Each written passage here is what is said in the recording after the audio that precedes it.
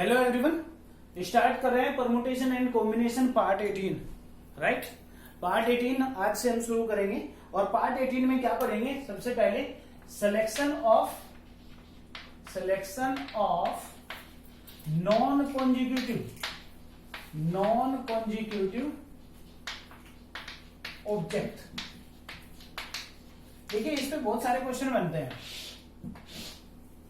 Question कैसे कहता है? क्वेश्चन ये कहता है कि ये ऑब्जेक्ट है, आप इनमें से 2 को सिलेक्ट कीजिए या 3 को सिलेक्ट कीजिए, इनमें से कोई भी 2 कॉन्जिक्यूटिव नहीं होने चाहिए। इस तरीके के यहां से क्वेश्चन बनते हैं।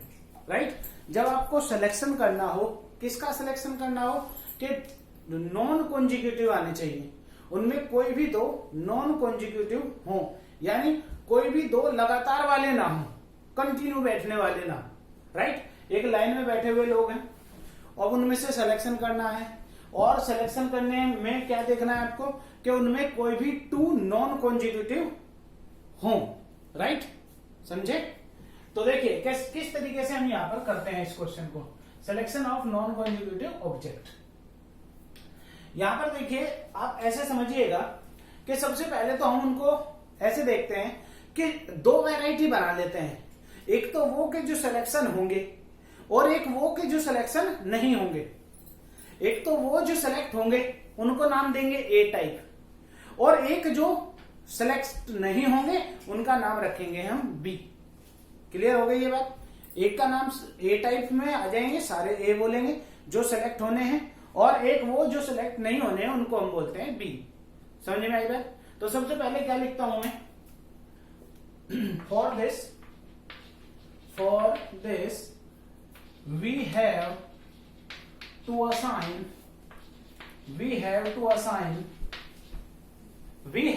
assign capital A to the object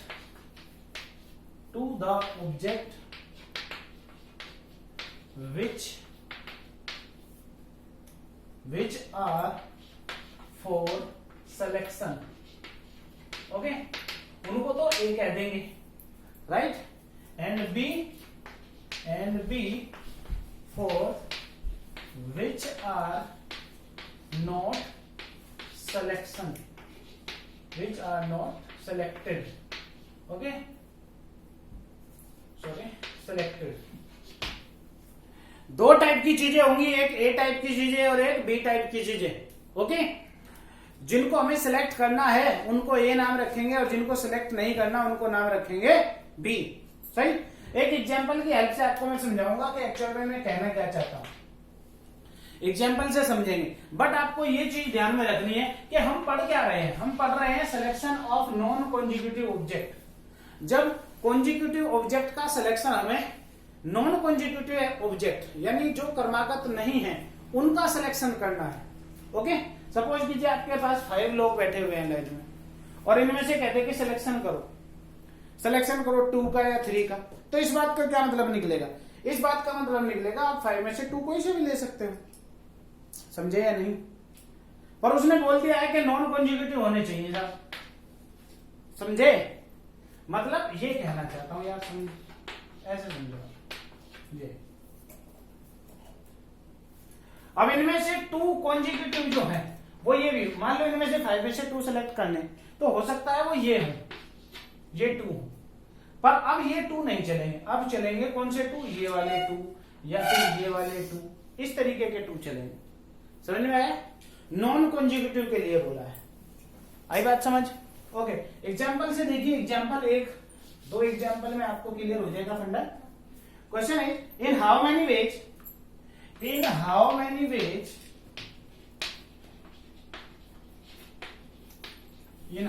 ways can 10% take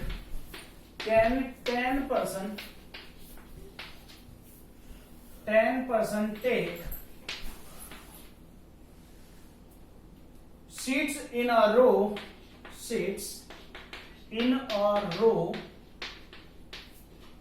of 24 chairs so that no two no two person take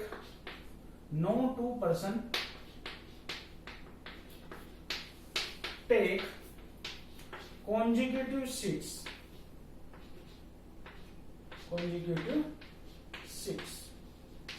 okay, question समझ आया? क्वेश्चन ने ये कहा कि आपको 24 चेयर दे दिए हैं। यहां पर ये 24 चेयर आपको दी गई हैं और इनमें से आपको 10% जो है, जो आपके 10% है, वो आपको इन सिटिंग अरेंजमेंट पर ही अरेंज करने हैं। क्लियर हुई ये बात? बट शर्त ये रख दी गई है कि कोई भी 2% कॉन्जिक्यूटिव सीट्स ना ले, कॉन्जिक्यूटिव सीट ना ले, कोई भी 2। समझे ये बात? जैसे आपके पास यहां समझिए, थोड़ा सा इमेजिन कीजिए कि यहां पर 24 सीट्स लगी हुई है, राइट? 24 सीट्स। अब 24 सीट में से हमें 10 ही तो सीट सेलेक्ट करनी है। कितनी सीट सेलेक्ट करनी है? 10 सीट्स। बट साथ में यह है कि 10 सीट सेलेक्ट कर देंगे, फिर उनको अरेंज करेंगे, अगर क्वेश्चन सिर्फ इतनी सी बात कहता, ये ना बोलता कि 2 कॉन्जिक्यूटिव ना हो, तो 24 में से 10 झट से सेलेक्ट करते और 10 को अरेंज कर देते, सिंपल सा लॉजिक हो जाता। ओके, बट अभी ऐसा नहीं हो सकता। अब ऐसा इसलिए नहीं हो सकता क्योंकि क्वेश्चन ने साफ साफ बोला है no two take consecutive seats. समझ आइए बात? तो ऐसी स्थिति में बेटा आपको करना क्या है? देखिए, आपको जो 10 सीट्स हैं जो सिलेक्ट करनी है, 24 सीट है, 24 में से आपको 10 सीट पर लोगों को बैठाना है और जो 14 सीट है वो खाली रहेंगी या नहीं? भाई आपके पास 24 सीट, 10 का आपको यूज करना है जिन पे पर्सन आपके सिटिंग करेंगे। ओके, और जो आपके 14% है, वो जो 14 चेयर है वो एम्प्टी चेयर रहेंगी। समझ आइए बात? तो देखिए, 2 टाइप की वैरायटी है। जैसे मैंने पहले बोला कि for this we have to assign a assign करेंगे object which are for selection. तो सिलेक्शन के लिए बेटा कितने हैं? 10 चेयर सिलेक्शन के लिए हैं। तो इन 10 चेयर को मैंने नाम रखा ए। 10 चेयर का क्या नाम रख दिया? ए। ओके, 10 चेयर है जिन पर मैं ए सब पे ए लिख दिया। 10 चेयर पे क्या लिखा मैंने? A. Okay, this is pattern.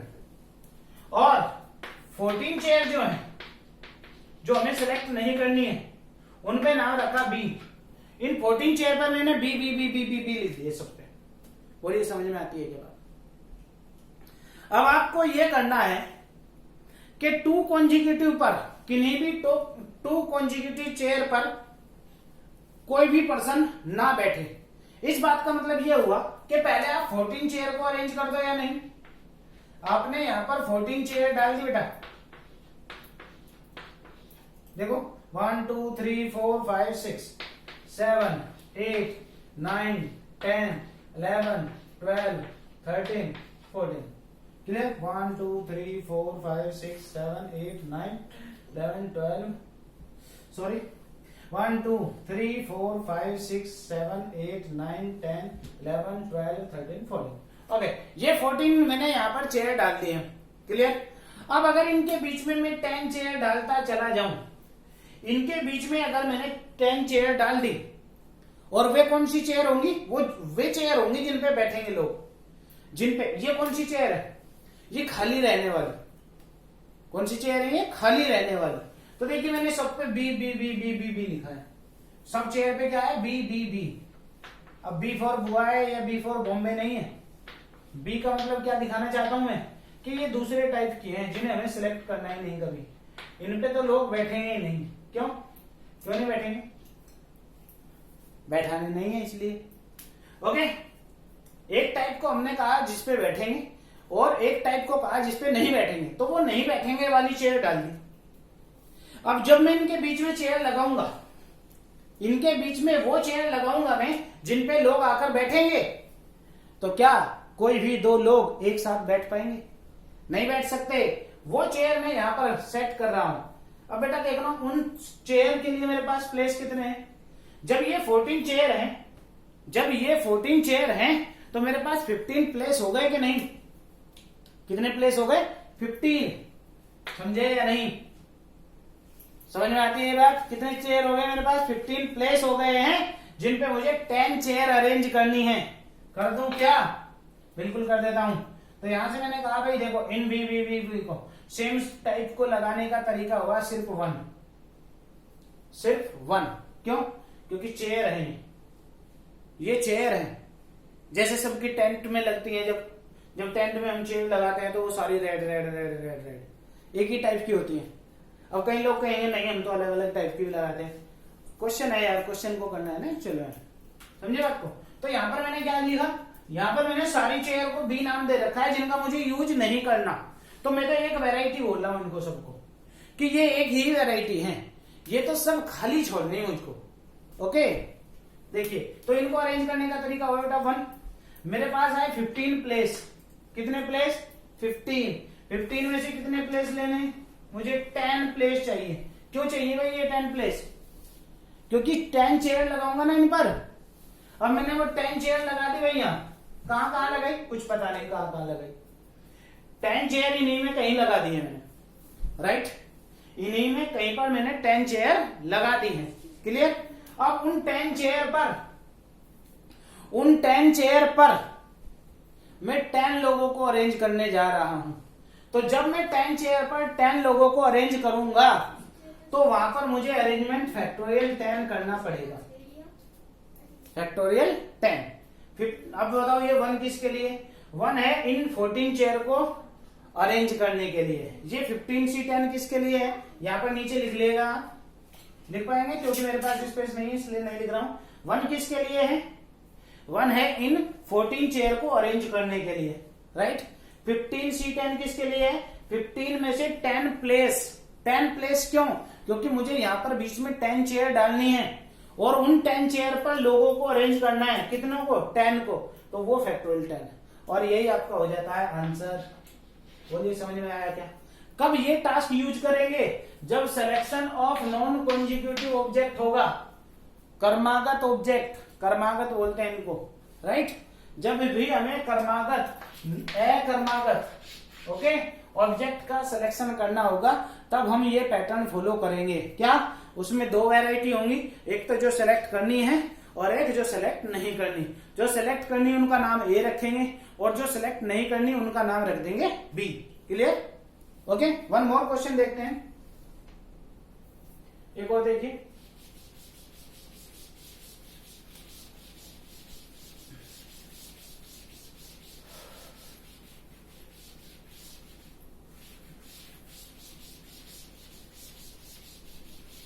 one more question. Question is, in how many ways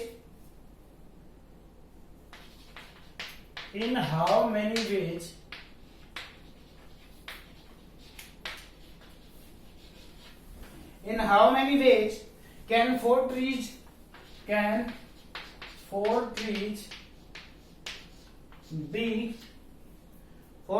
be cut from 10 trees? Okay, 10 trees in a row such that no two trees are consecutive. No 2 trees cut are consecutive. Okay, consecutive। समझे या नहीं? अब देखिए यहां पर इस line में 10 tree है आपके पास। इन 10 ट्री में आपको 4 ट्री कट करने हैं। 10 ट्री दिखाई दे रहे हैं सबको? नहीं दिख रहे हैं? इमेजिन कीजिए, दिखेंगे। फिर 4 ट्री है, 4 ट्री आपको कट करने हैं। 10 ट्री हैं और उनमें से 4 ट्री आपको कट करने हैं। क्लियर? तो 6 ट्री बचे रह जाएंगे कि नहीं? 6 ट्री आपके बचे रह जाएंगे। समझते हैं इस बात को? तो देखिए 4 ट्री तो आपको कट करने का मतलब सेलेक्ट करने। सेलेक्ट करके ही तो काटोगे। तो 4 ट्री जो है उनको तो नाम दे रहा हूं ए, और जो 6 ट्री बचेंगे रेस्ट वाले, जो 6 ट्री आपके रेस्ट वाले रहेंगे उनको क्या कहूंगा मैं, उनको कहूंगा वो नहीं कट करने हैं, तो उनका नाम रख देता हूं बी। क्लियर? तो यहां पर मैंने 10 ट्री दिख रहे होंगे सबको। ओके, तो यहां पर नाम दे रहा हूं मैं 4 ट्री, जो 4 ट्री है उनको तो नाम रखा ए, और जो आपके 6 ट्री हैं, 6 ट्री जो आपको सिलेक्ट नहीं करने हैं उनका नाम रखा बी। समझ पाए मेरी बात को? समझ पाए? तो सबसे पहले देखिए आपको 4 ट्री देखने हैं, वो 4 ट्री कट करने हैं जो उनमें से कोई भी 2 कॉन्जिक्यूटिव ना हो। तो इस बात का मतलब ये हुआ, पहले तो आप 6 ट्री को लगा दो। किसको? 6 ट्री को। तो 6 ट्री बेटा ये लगा दिया है, B B B B B और बी। क्लियर? बी किसके लिए लिखा बेटा? ये 6 ट्री लगाए मैंने, ये ट्री हैं, दिख रहे हैं ये ट्री? ट्री हैं, कौन से हैं पता नहीं। ओके, अब एक प्लेस तो बेटा ये हो गया, 1 2 3 4 5 6 7 7, राइट? 7 प्लेस में से मुझे कितने सिलेक्ट करने पड़ेंगे? तो देखिए सबसे पहला तो वे, यहां पर क्या है, number of way, number of veg. सबसे पहला 1 किसके लिए बताओ? 1 है इन 6 ट्री को अरेंज करने के लिए। 6 ट्री अरेंज, ऐसे लिखा। अब अरेंज मैंने एक ही वैरायटी बताई है इनको, इसलिए अरेंज 6 ट्री बोल दिया है। ओके, अब प्लेस आपके पास आ गए हैं 7 में से कितने लेने हैं? 4, 7C4, राइट? 7C4। अब इनमें क्या करना है? 7C4, 4 जो है वो ये 4 है, इनमें से कोई से भी 4 हो सकते हैं, राइट? उनको अरेंज करना पड़ेगा क्या? बिल्कुल नहीं करना पड़ेगा, तो इसलिए करेंगे भी नहीं। इससे पहले क्वेश्चन में जो था, अगर पहले क्वेश्चन की बात करें तो यहां फैक्टोरियल 4 और होता, या फैक्टोरियल 10 हुआ था जैसे। क्यों? क्योंकि वहां पर 10 चेयर पर आकर 10 लोग अरेंज हुए थे। यहां पर 7 में से 4 सेलेक्ट करने हैं, और वो दूसरी टाइप की वैरायटी है जो हमें कटिंग करनी है। जहां पर हमने चेयर सेलेक्ट की थी वहां पर चेयर को अरेंज नहीं किया था मैंने, चेयर तो एक ही टाइप की थी सारी, पर वो 10 लोग आकर बैठे, इसलिए मैंने फैक्टोरियल 10 से अरेंज किया था उनको। समझे? तो 7C4 को सोल्व करना बेहद आसान होता है, समझते होंगे आप। तो this will be 7/4, this is 6/3 and 5/2 and this is 4/1। Okay, तो यहां से बन जाता है 3 2 4, तो ये 35, तो 35 आंसर हो जाता है। समझे ये बात? ये बात समझ में आ गई होगी बेटा, इस बात पे क्वेश्चन आते रहते हैं। ओके, बहुत अच्छे से देखना इसको। आगे बढ़ता हूं।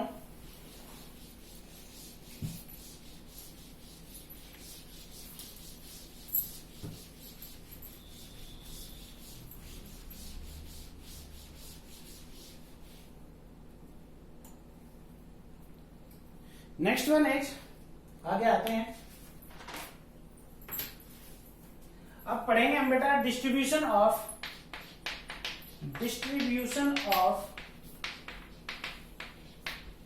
Like object. Distribution of like object, like object को डिस्ट्रीब्यूट करूंगा अब। तो इस बात को देखिए बेटा, यहां पर बहुत सारी बातें आती हैं। इसको मैं जो कहूंगा, मैं कहूंगा पार्टीशन मेथड। पार्टीशन मेथड, कई बुक्स में ये बेगर्स मेथड मिलता है।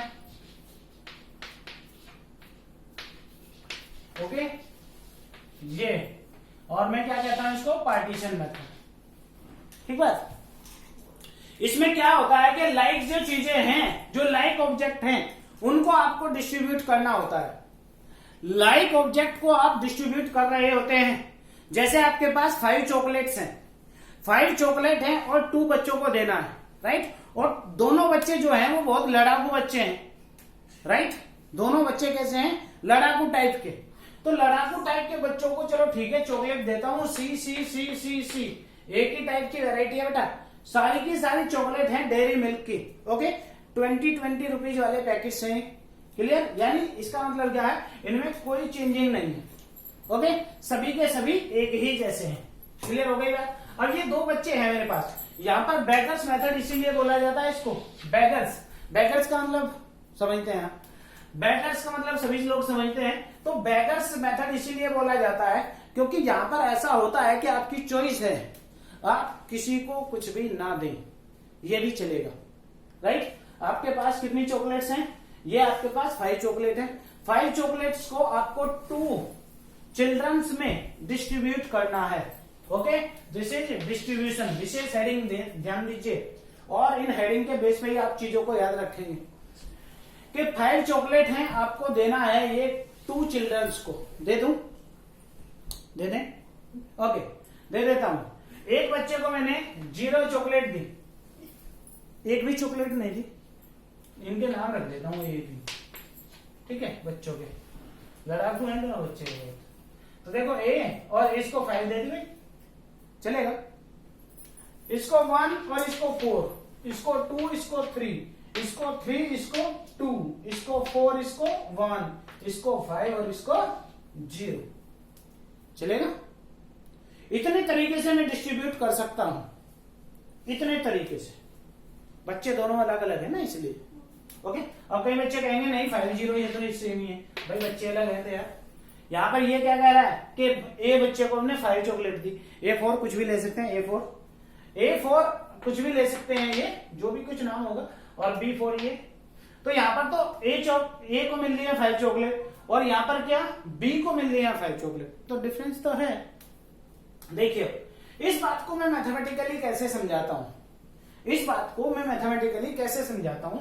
और ये चॉकलेट सारी एक जैसी हैं, विशेष ध्यान दीजिएगा। और यहाँ पर लाइक पर विशेष ध्यान देना है आपको, लाइक पर। क्लियर?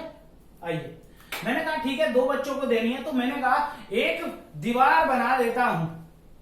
एक दीवार बना दी है मैंने इन चॉकलेट्स के बीच।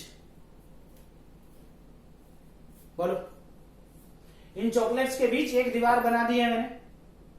तो ये दीवार क्या कह रही है बताओ आपको? इस दीवार से आप क्या सीख रहे हो? इस दीवार से सीख रहे हो कि जो पहला इधर वाला बच्चा है ना, जो इधर वाला बच्चा है, उसको 1 चॉकलेट मिली है और दूसरे बच्चे को मिली है 4। क्लियर?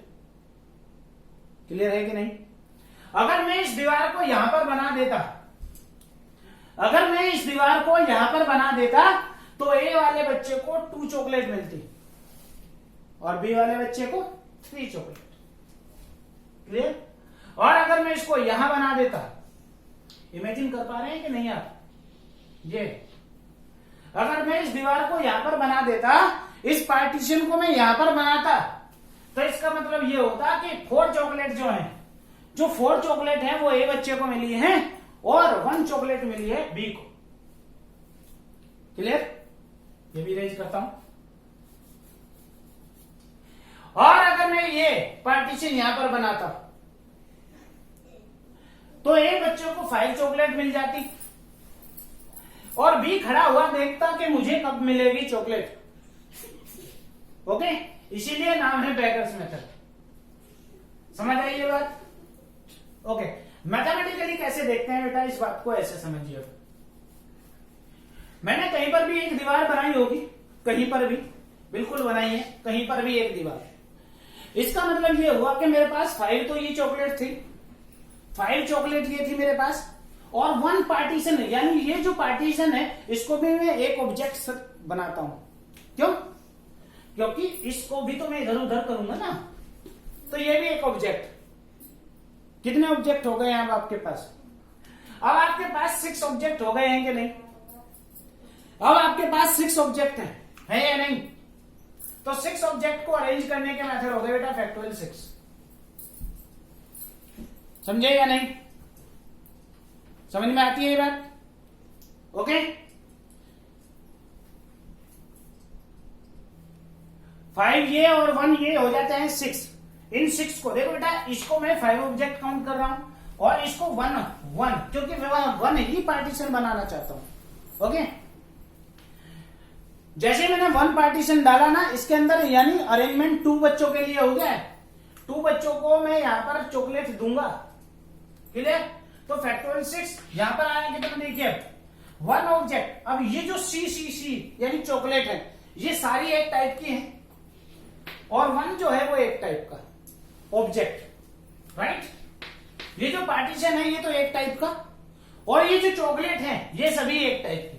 तो factorial 6 upon factorial 5 that is 6 upon this is 6 ही आंसर आ जाएगा, क्योंकि इसको 6 इंटू फैक्टोरियल 5 बोलूंगा, फैक्टोरियल 5 से फैक्टोरियल 5 कैंसिल हो जाएगा। तो क्या ये आपको 6 दिखाई देते हैं? This is number of which. समझे या नहीं? ये बात समझ में आई या नहीं? अगर ये बात समझ में आ गई है तो आप नोट करके देखेंगे, और इन सब चीजों को आप नोट जरूर करेंगे, ओके। और देखिए आगे, अब मैंने क्या किया, मेरे पास बच्चे आ गए हैं तीन बच्चे आ गए हैं, ओके। और तीनों बच्चे एक से एक बढ़कर खतरनाक, इनके नाम अब की बार XYZ रख लिए, ओके। चॉकलेट्स वही है, ये बढ़ाऊं चॉकलेट्स को, चलो चॉकलेट एज इट इज रखता हूं। तो मैंने कहा ठीक है भाई, आपको तीनों को दूंगा मैं चॉकलेट। मैंने इसको 0 दी, इसको 0 दी, इसको 5 दी, इसको 0 दी, इसको 1 दिया, इसको 4, इसको 0, इसको 2, इसको 3, इसको 0, इसको 3, इसको 2, इसको 0, इसको 4, इसको 1, इसको 0, इसको 1, ये तो दे दिया, राइट। इसी तरीके से बहुत सारे वेज बन जाएंगे। उन सभी वेज को मैं फाइंड करना चाहता हूं, उन्हीं सब वेज को मैं फाइंड करना चाहता हूं। मैंने क्या किया, देखिए सोच के देखना जरा एक बार, भाई सोचना जरूर सभी। मैंने क्या किया, यहां पर 2 जगह पार्टीशन लगा दिया, एक दीवार यहां बना दी, एक दीवार यहां। क्या बता रही है ये दीवार? ये पार्टीशन आपको ये बता रहा है, ये पार्टीशन आपको ये बता रहा है, क्या बता रहा है? ये पार्टीशन आपको कहता है कि एक्स जो है उसको एक चॉकलेट मिली है, जो वाई है उसको मिली है 2 चॉकलेट, और जेड को मिली है 2 चॉकलेट। क्लियर? अगर ये पार्टीशन में यहां खींचता तो इसका मतलब ये होता कि x को मिली है 1 चॉकलेट, y को मिली है 1 चॉकलेट, और z को मिली है 3 चॉकलेट। यानी z बच्चा छोटा बच्चा है, अच्छा बच्चा है, राइट, जिसको ज्यादा चॉकलेट्स मिली है। या फिर यह भी हो सकता है कि ज्यादा रोतड़ू, क्योंकि ज्यादा चॉकलेट लेके ही मानेगा, ऐसा भी तो हो सकता है, ओके। अगर ये पार्टीशन, ये दोनों पार्टीशन में यहां पर बना था, यहां पर, ओके, तो ये पार्टीशन क्या कहता कि x को मिली है 2 चॉकलेट, y को मिली है 0। अब देखो y के यहां पर कोई भी चॉकलेट नहीं है बीच में, दोनों पार्टीशन के बीच में कोई भी चॉकलेट नहीं है, तो इसको मैंने एक भी चॉकलेट नहीं दी। क्यों? क्योंकि हो सकता है ज्यादा रोने वाला बच्चा हो, तो ज्यादा रोने वाले बच्चे मुझे पसंद नहीं है, मैंने कहा ले एक भी चॉकलेट नहीं मिलेगी। क्लियर? ऐसा हो सकता है। और ये जो है, ये वाली 3 चॉकलेट जो मिली है, ये आपको जेड को मिल गई। समझे? ठीक है। मैंने कहा नहीं, मैं तो यहां पार्टीशन बनाऊंगा, दोनों पार्टीशन यहां बनाऊंगा। तो ये पार्टीशन कहता है कि x को मिली है 5 चॉकलेट, y को मिली है 0, और z को भी मिली है 0। y और z दोनों देखते ही रह गए। समझे या नहीं? समझे? तो देखो बेटा, ये पार्टीशन दोनों, ये 2 पार्टीशन तो मुझे बनाने हैं, इस बात को आप समझ गए होंगे, समझ में आ गई है। 2 पार्टीशन मुझे बनाने हैं, ओके। अब देखो मेरे पास 5 तो ये है, और 2 है मेरे पास, क्या 2 है मेरे पास पार्टीशन। तो 2 पार्टीशन कहीं पर भी डाल सकता हूं जहां मेरी मर्जी है, पता नहीं कहां डालूंगा, ओके। तो 5 ऑब्जेक्ट और 2 पार्टीशन, 5 ऑब्जेक्ट 2 पार्टीशन, इनको अरेंज करने के मेथड देख रहा हूं, इनको अरेंज करने के मेथड देखिए कैसे बनेंगे। 5 chocolates 2 partition, that is factorial of 7, factorial of 7 upon में देखिए कितना आने वाला है, गौर से देख के बताइए। जो सी है वो एक टाइप के, और 2 पार्टीशन बनाने हैं तो फैक्टोरियल 2, और ये फैक्टोरियल 5। दोनों पार्टीशन एक ही टाइप के, दोनों पार्टीशन को एक टाइप बोला, और फैक्टोरियल 2 फैक्टोरियल 5। समझे या नहीं? अरे समझे या नहीं? अगर ये बात समझ में आ गई है आपको, तो अब मैं इसको फॉर्मुलाइज भी कर लेता हूं। इसको क्या कर लेता हूं मैं? फॉर्मुलाइज।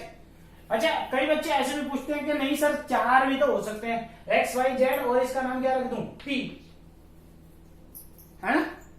ये भी आ गया, पी फॉर पप्पू, ये भी आ गया कोई। ओके, अब 4 पर्सन हो गए, तो बताओ कितने पार्टीशन बनाऊंगा? पार्टीशन 3 बनाने पड़ेंगे कि नहीं? यहां पर मैं 3 लाइन ड्रॉ करूंगा। ओके, 3 लाइन को ड्रॉ करूंगा। अगर 5 पर्सन होंगे तो कितनी लाइन मुझे ड्रॉ करनी पड़ेंगी? कितने पार्टीशन बनाने पड़ेंगे? कितने पार्टीशन बनाने पड़ेंगे? नहीं समझ आती है बात? अगर 5 पर्सन हुए तो मुझे 4 पार्टीशन यहां पर बनाने पड़ेंगे। अब आप कह रहे हैं बड़ी मुश्किल सी बात हो गई है, तो अरे यार बड़ी मुश्किल कैसे बात हो गई है? समझे ही नहीं हूं अभी आप बात को। बड़ी मुश्किल बात जिसे लगी है तो वो ऐसे समझो कि अगर ये आपकी दीवार है, ये आपके कोई लाइन है, और इसके आपको 4 हिस्से करने हैं। कितने पार्ट करने हैं? 4 पार्ट। तो कितनी लाइन खींचनी पड़ेंगी? यूं देख लो ना यार, कितनी लाइन ड्रॉ करनी पड़ी? 3। एक 1 part, second part, third part, and this is 4th part. Okay, समझे या नहीं? और अगर आपको 5 पार्ट में डिवाइड करना है, 5 पार्ट में, तो आप यहां पर 4 पार्टीशन बनाओगे। ये जो लाइन है ये क्या है? पार्टीशन। समझे? अब एक बहुत ही छोटी सी बात पूछ लेता हूं मैं आपसे कि अगर ये एक लाइन है जिसके मुझे R पार्ट करने हैं। कितने पार्ट करने हैं? कितने पार्ट करने हैं मुझको? R पार्ट अगर मुझे करने हैं तो मैं यहां पर पार्टीशन कितने बनाऊंगा? कितने पार्टीशन बनाऊंगा मैं यहां पर? पार्टीशन में बनाऊंगा यहां पर R-1। नहीं समझते यार? कॉमन सेंस भी तो लगा सकते हो थोड़ा बहुत। अगर 2 हिस्से बांटने तो 1 लाइन नहीं खींच रहे, ओके? और अगर 3 हिस्से करने हो तो 2 लाइन ड्रॉ कर रहे हो। अगर 4 पार्ट करने हो तो 3 लाइन ड्रॉ कर रहे हो। 1 part, 2 part, third part, and this is 4th part. है कि नहीं? तो जब मैं इसके R हिस्से कर रहा हूंगा, अगर मुझे इसके R पार्ट बनाने हैं तो मैं R-1 कितने? R-1 पार्टीशन यहां पर मैं बनाऊंगा। समझे कि नहीं? कितने पार्टीशन बनाऊंगा यहां पर? R-1। बोलो, R-1 पार्ट बनाऊंगा कि नहीं? ठीक है, मैंने n ऑब्जेक्ट रख रखे हैं भाई यहां पर। कितने ऑब्जेक्ट? n object. पता नहीं कहां कहां कैसे कैसे रखे। ऐसा नहीं कि ये डबल नहीं हो सकते, डबल ट्रिपल कुछ भी हो सकते हैं। ओके, n ऑब्जेक्ट है। क्लियर? तो यहां से हम क्या देखें? नंबर ऑफ वेज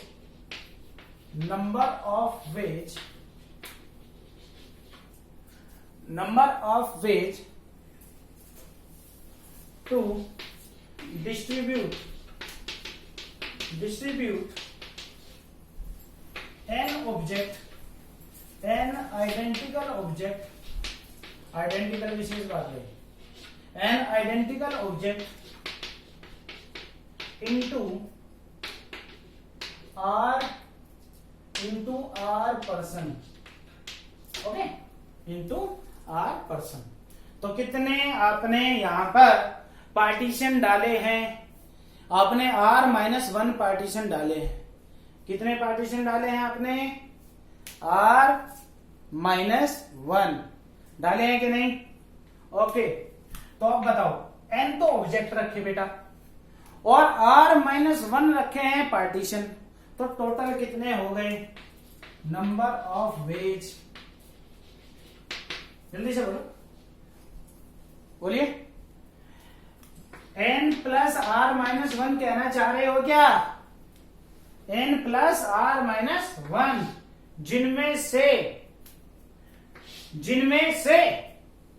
R-1 जो है, जो आपके R-1 पार्टीशन है वो तो एक जैसे, और जो n है वो एक जैसे।